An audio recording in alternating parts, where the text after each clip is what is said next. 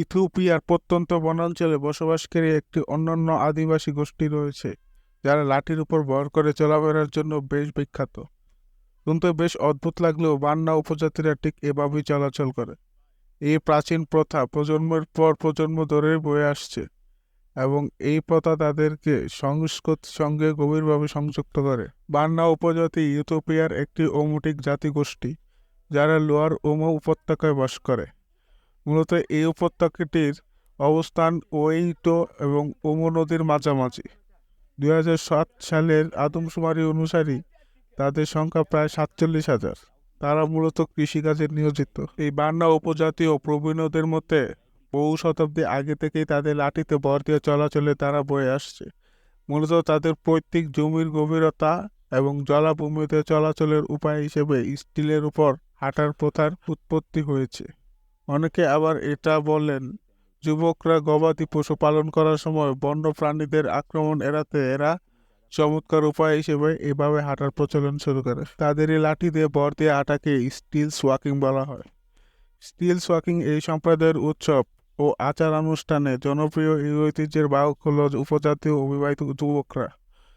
একটি উৎসব চলাকালীন বান্না উপজাতিদের নিয়ম হলো শরীরে সাদা স্ট্রিপে এক লাঠিতে ভর দিয়ে বেশ দক্ষতার সঙ্গে হাঁটা। এই স্টিল তৈরি ব্যবহৃত কাঠের খুঁটি স্থানীয়ভাবে খুব সহজে পাওয়া যায়। একটি স্টিল কয়েক মিটার পর্যন্ত উঁচু হতে পারে এবং তাদের সরানোর জন্য প্রচুর দক্ষতা, ভারসাম্য এবং শারীরিক শক্তির প্রয়োজন হয়। দক্ষতা এবং কৌশল। পান্না উপজাতিতে একজন দক্ষ স্টিল ওয়াকার হওয়ার জন্য বছরের পর বছর অনুশীলন, উৎসর্গ এবং শারীরিক সহনশীলতার প্রয়োজন আছে। স্টিল ওয়াকার তেওয়া নামে পরিচিত। তারা শক্ত কাঠের খুঁটি, দড়ি এবং চামড়ার স্ট্র্যাপ ব্যবহার করে তাদের স্টিল তৈরি করে। স্টিলগুলি 2 মিটার উচ্চতা পর্যন্ত পরিমাপ করতে পারে, যা হাঁটারদের একটি উঁচু অবস্থানে নিয়ে যায়।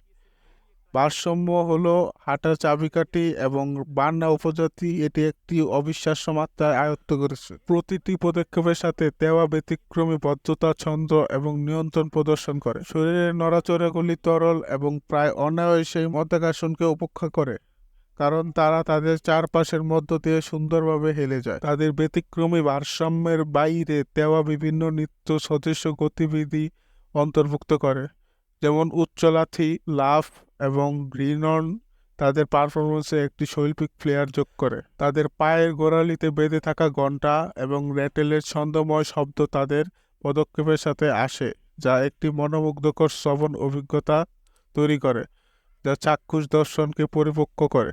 আশ্চর্যজনক উপজাতির যুবকরা এটিকে বেশ দক্ষতার সঙ্গে টেনে নিয়ে যায়, যা তাদের শক্তি এবং শারীরিক যোগ্যতার প্রদর্শন করে। জটিল ফুটওয়ার্ক, নাচের মতো গতি এবং অ্যাক্রোবেটিক পারফরমেন্স করার মাধ্যমে তারা শ্রোতাদের মোহিত করে।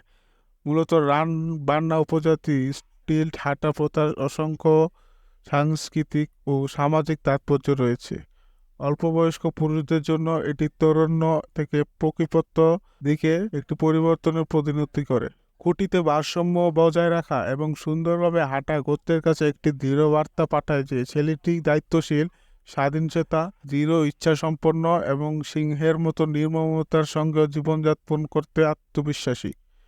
লাঠিতে ভর দিয়ে হাঁটা কেবল পরিবহনের একটি মাধ্যম তা কিন্তু নয়, বরং এটি বান্না উপজাতিদের জন্য উদযাপন এবং যোগাযোগের একটি মাধ্যম, যা বিবাহ, ফসল কাটার উৎসব এবং বিভিন্ন অনুষ্ঠানে গুরুত্বপূর্ণ ভূমিকা পালন করে। এই ঐতিহ্য এই অঞ্চলের সাংস্কৃতিক উৎসব এবং পর্যটনের একটি অবিচ্ছেদ্য অংশ হয়ে উঠেছে, যা দর্শনার্থীদের আকর্ষণ করে এবং যা স্থানীয় অর্থনীতিতে অবদান রেখেছে। তো বন্ধুরা, ভিডিওটি এই পর্যন্ত। ভিডিওটি ভালো লাগলে লাইক করে দিতে পারেন, বন্ধুদের মাঝে শেয়ার করতে পারেন এবং চ্যানেলটি সাবস্ক্রাইব করতে পারেন।